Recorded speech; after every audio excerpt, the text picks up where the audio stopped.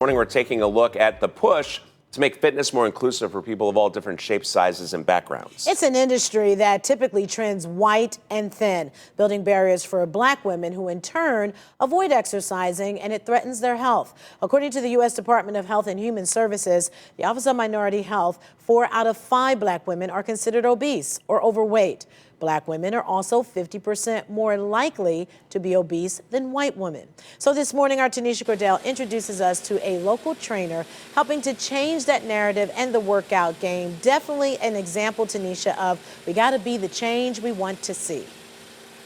Oh, yeah, and it starts with your inner self, right? And that's what Jarusha Weeks, that's how her journey all started. She says just a year ago, she just simply was not confident with how she looks, but more importantly, with how she felt, like I mentioned. But now she's changing the game, as we said. She's embracing her journey, and she's helping other women do the same. 5, 4, 3, 2, work. When it's personal training time, it's playtime is over. Get them up. Get them up. This is Allure. It's high intensity.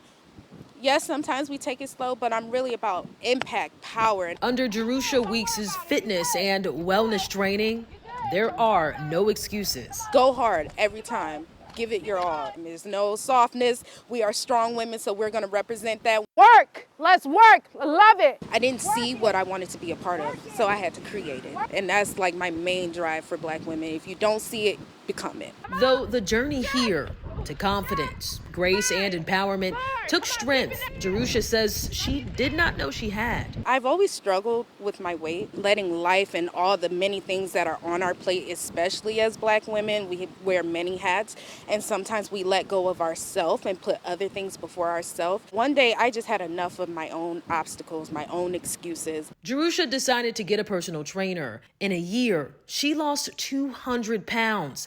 She also strengthened her mental and emotional wellness, sharing her journey on Facebook. I didn't realize how many women were watching me as I'm struggling through my journey. Women like Deja Abrams. It's just not about working out, it's about mindfulness, and she really incorporates that in her workouts, and I absolutely love that. We gonna walk them down. Let's go. Womanhood comes with highs and lows. But for Jarusha and this hard-working crew, sisterhood, support, and accountability is consistent. 1, 2, 3.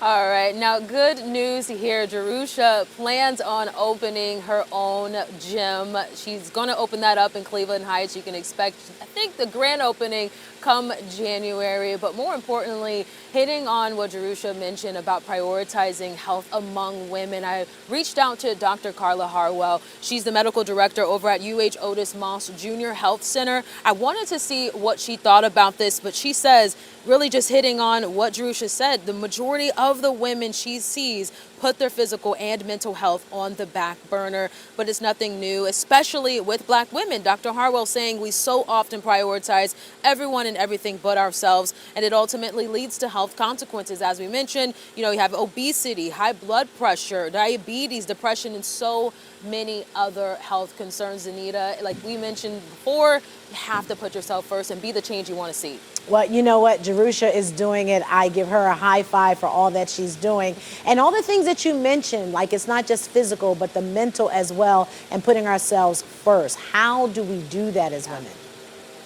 Yeah, you know what? Self-care is hard, but, Dr. Harwell is saying, first things first is to just be self-aware, admit that there is something wrong and find and point that all out within yourself. Second is just creating a small action plan, taking things step by step, and that, again, includes self-care.